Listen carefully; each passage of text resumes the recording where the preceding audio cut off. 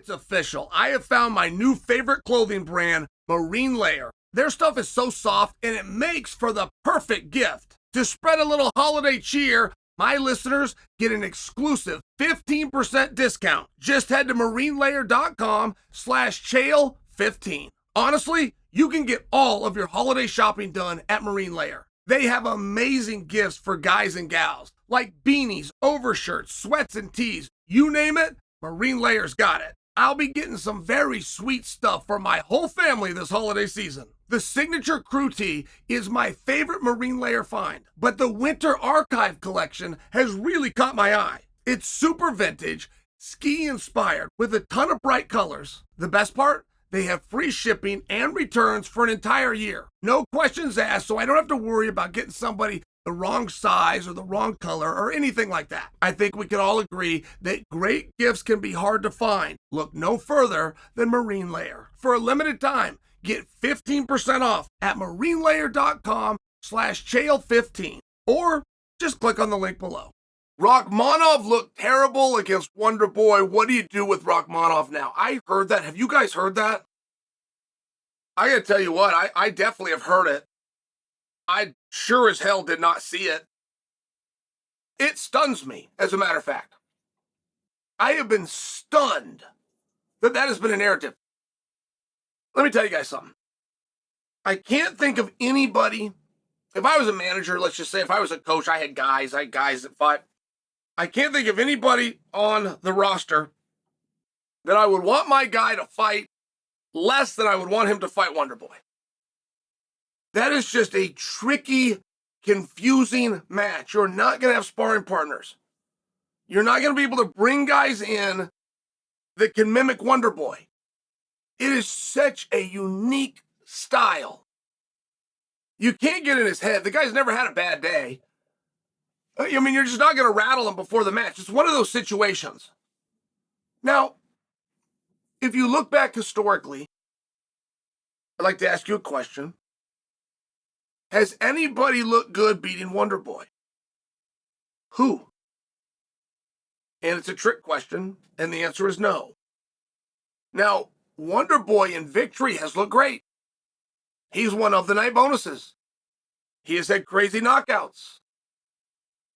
I'm talking about, has anybody beaten him and looked good doing it? The answer is no.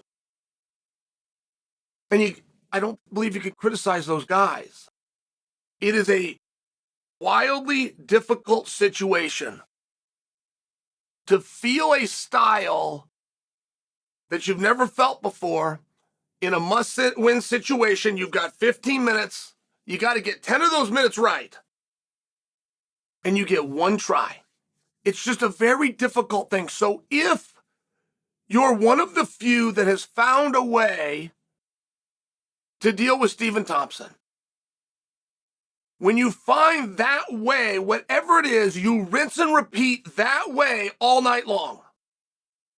If you find one opening to mount an offense that works, when that situation is done, you go back to that exact same attack.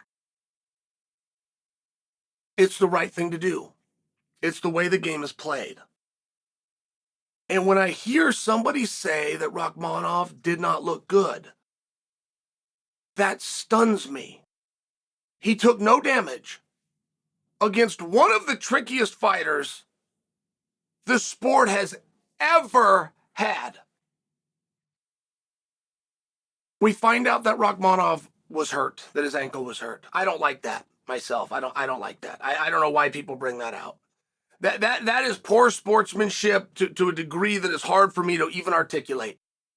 To say that I beat you and I even did it while I was hurt, and I know that isn't the attempt for the message, but it's 100% what you're saying.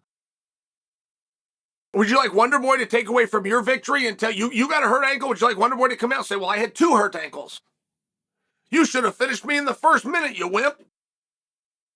I hate it when they do that.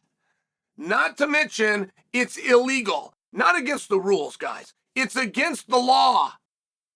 You sign a form under penalty of perjury with a commission that will do nothing. I mean, believe me, in Nevada, they will do nothing. You sign a form under penalty of perjury that you are hiding no injuries. You then go out at the discretion of a government agency and you tell the world the next day that you lied to them. I can't even tell you how much I hate it. But I would like to focus on the performance.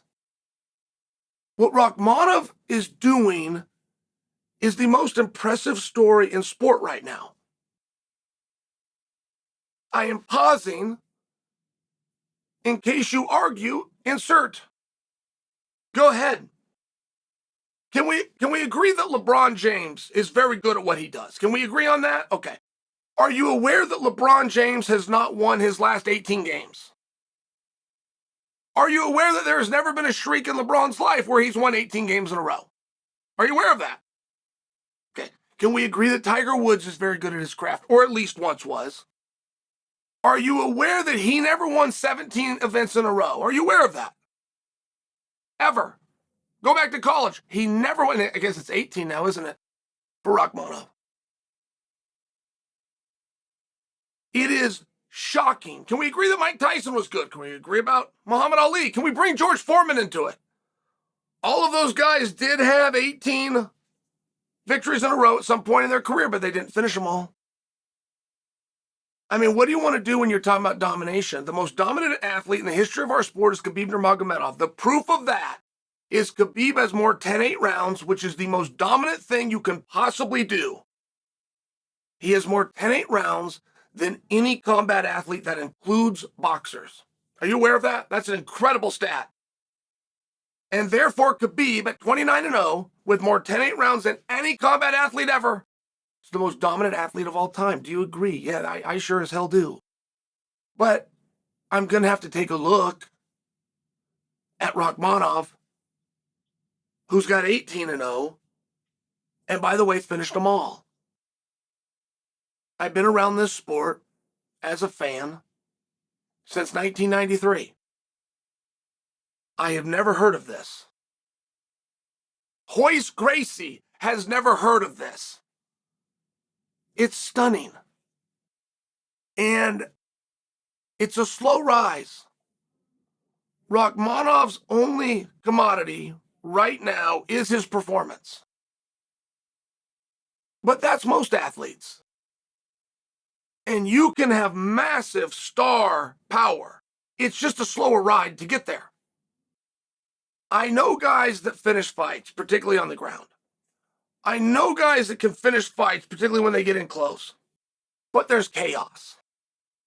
They've got a power. They got an endurance. They combine the two, and it's just chaos. It's just chaos. And more times than not, the other guy goes down. That's not what Rakhmonov did in the least on Saturday, which may have been because of the ankle injury. It may have slowed him just a bit, but he was methodical. And we don't see guys that are that methodical and then get a finish that aren't muscle sharks, that aren't meaningfully stronger than their prey. Rakhmonov went out methodically. I mean, you want a technique video? You can go to BJJ Fanatics, or you can just watch what Rakhmonov was doing. I mean, he's like a surgeon out there. It was one of the most incredible performances. It's one of the great stories in sport, and sometimes these don't get told. And I don't know why. There has never been a boxer, never been a top boxer, 18 up, 18 down, all finishes. It's never happened. But there has been boxers that have had 6. And there's boxers that had 7. There was even a boxer that had 9. And every one of them got covered by Jim Rome. Every one of them were discussed by Le Batard. Every one of them were put on SportsCenter. Every one of them, most of which got the cover, but all had pages within Sports Illustrated. I don't see this going on for Rakhmonov. I don't know what's being missed here. We have one of the greatest and most dominant sports stories in the world right now. Far more dominant than LeBron. far more dominant than Tiger. And it's not being discussed. And as a matter of fact, not only is it not being discussed, I am reading everywhere I turn that he had a bad performance, that it wasn't pleasing to watch. I mean, bad performance is very tough for me. Did he lose a round? Because there was 2 of them that were completed. Did he lose either of those? Okay, they were partway through a 3rd one. Did you feel as though he was on his way to losing it? You didn't? Not sure what you mean by bad. Was he hurt? No, at no point was he hurt? Okay. Was he being outstruck? No. Was he being out-wrestled? No. Was he wilting? He was tired. He was fatigued. No, he wasn't doing any of those things. Was he not trying to improve and look for a finish at all times? Oh, he was doing that? Did he eventually find it? Yes, he did. I get really confused. What part of that was bad? What part of it, if your son was a fighter, and you had the ability with a magic wand to give him what Rakhmonov brought to the table on Saturday that was so bad, what part of that would you not want your son to have if he was going into combat? I am stunned that somebody would say that that was a bad performance. And if you want to talk about you didn't love watching it, there has never been a guy to beat Wonderboy. And there's only a small handful of guys that have ever beaten Wonderboy. Like, this isn't going to be tricky science for you to go pull up his record. I mean, you're only going to need a few fingers. But nobody's ever beat him and looked good. He's very hard. He has your nerves going at all times. There's never a point that you're comfortable. And Rakhmonov did it all. And apparently he did it with a bad ankle. I really could have done without that story. I hate that. I can't even tell you how much I hate that.